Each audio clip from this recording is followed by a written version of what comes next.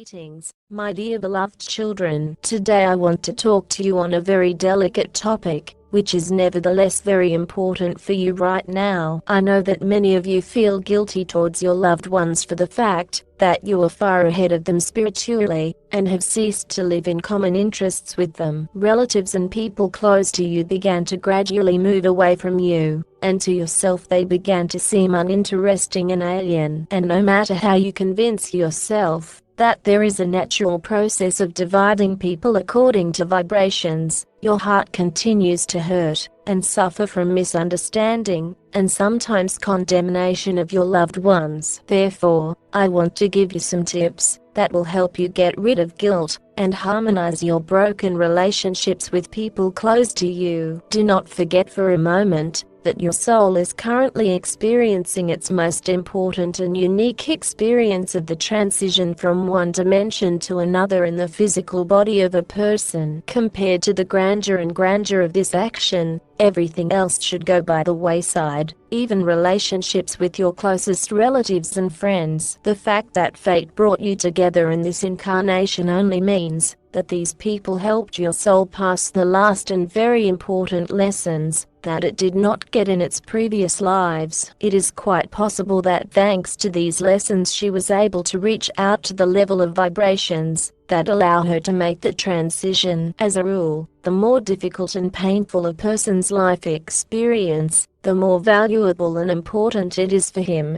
since it allows him to take, not just a step, but a huge leap in his spiritual development. Accepting people for who they are, without judgment or evaluation, is for many the biggest obstacle to ascension. In the same way as getting rid of the feeling of guilt and responsibility for relatives and friends, these programs and stereotypes of behavior in society and the family, which have been implanted in your consciousness and subconscious for too long. The freedom to think and act as your heart tells you has often been seen as callous and selfish. People's behavior was driven into the narrow framework of decency, which sometimes came down to the ability to please others and adapt to other people's habits, interests, and desires. Self-sacrifice was considered the highest virtue, and consisted in the fact that a person often sacrificed his own life for the sake of those with whom his fate brought him in this incarnation. In other words, he lived someone else's life, forgetting about himself. And if in the three-dimensional world this was encouraged and praised, then in the highest understanding of the destiny of a person, such a life was lived by him in vain, since it gave him little to the soul, not fulfilling the goals and tasks planned by it before incarnation. It is especially important to understand this now, because due to the stereotypes of behavior towards your loved ones, firmly rooted in your subconscious, you can deprive your soul of the invaluable experience of moving into the fifth dimension along with planet Earth. As a result, your soul will have to continue its long wanderings in the worlds of the third dimensions, only remembering the missed opportunity to make an unprecedented leap in its spiritual evolution. This is what you need to remember now, my family, leaving behind all the habits and behavioral stereotypes inherent in the inhabitants of the three-dimensional world. You, the chosen pure and ancient souls,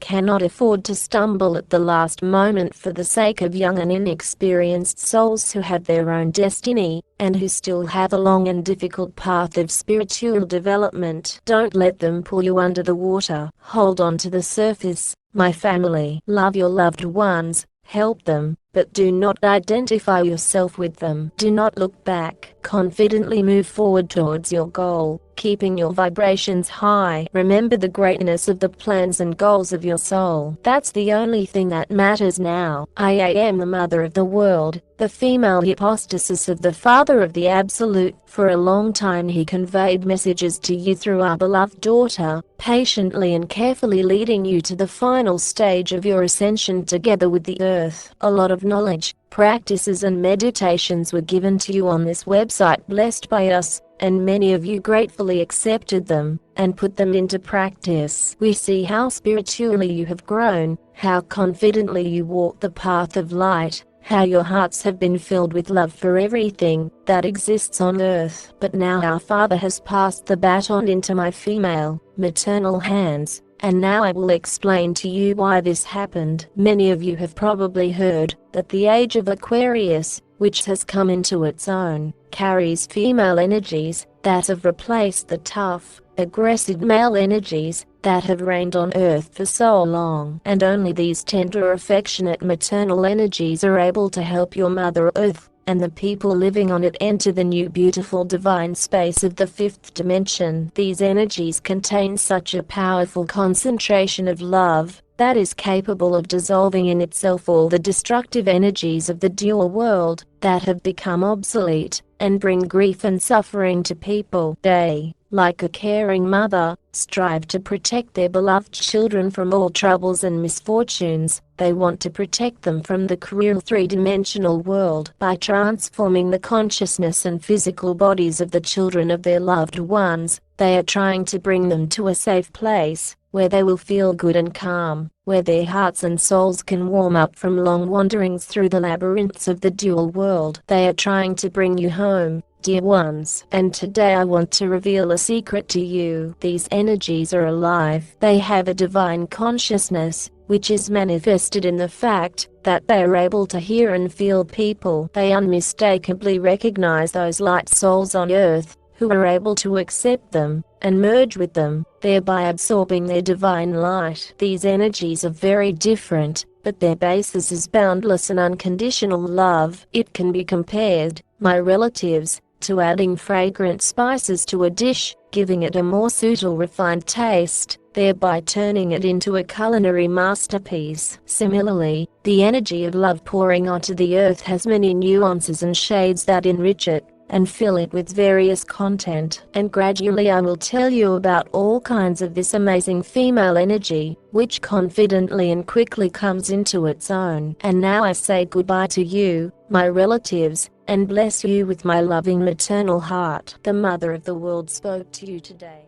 Greetings, my dear beloved children. Today we'll talk about how you learn not to rush things, which not only disrupts their natural course, but also reduces their energy value. What happens on the subtle plane when impatience seizes you? Let's consider the most burning topic at the moment, the transition of the Earth into the fifth dimension. I know that many of you are wondering why it is being postponed, despite numerous assurances from the subtle plane that the light forces have already won. In many ways, it is precisely because, my dear ones, that you have not yet learned to control your thoughts, emotions and desires. For clarity, imagine the process of the transition itself in the form of a huge, beautiful, majestic sailing ship heading for the bay of the fifth dimension. But to get to this bay quickly and without hindrance, he needs to go a huge distance separating him from the three-dimensional world. If he is lucky and there is a fair wind,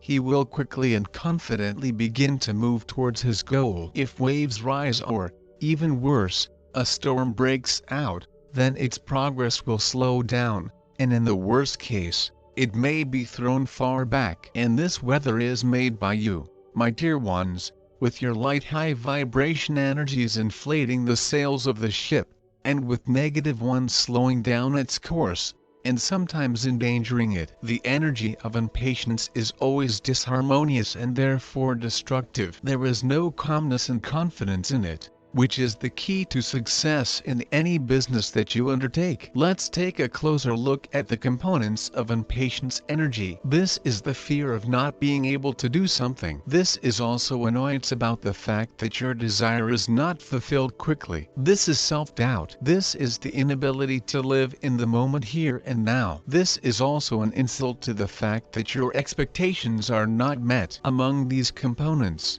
there is not a single positive light energy that could fill the sails of a beautiful ship heading for the fifth dimension. Your disharmonious negative energies only create obstacles in his path, raising waves, and sometimes stormy ones. So how can you get rid of the impatience that has seized you? To do this, try to imagine that you yourself are sailing on this ship. Enjoy the grandeur and beauty of the calm, boundless ocean of love along which it moves. Imagine that the divine energy of unconditional love fills your entire being, every cell of your body, overflowing in it with bliss and warmth. Resonate with the vibrations of the ship carrying you into the fifth dimension. Feel peace and harmony. Stay in the here and now moment. Wherever you are, whatever you do, mentally and, most importantly, energetically stay aboard this ship, calmly and confidently moving towards its goal, through the space of the fourth dimension to the fifth. For this practice, you do not need to enter a meditative state. Its purpose is to help you overcome the impatience that is holding you back. Instead of creating a storm in your soul, puff your sails with the energy of unconditional love and faith in a better future. And I bless you for it. The Father Absolute, who loves you immeasurably, has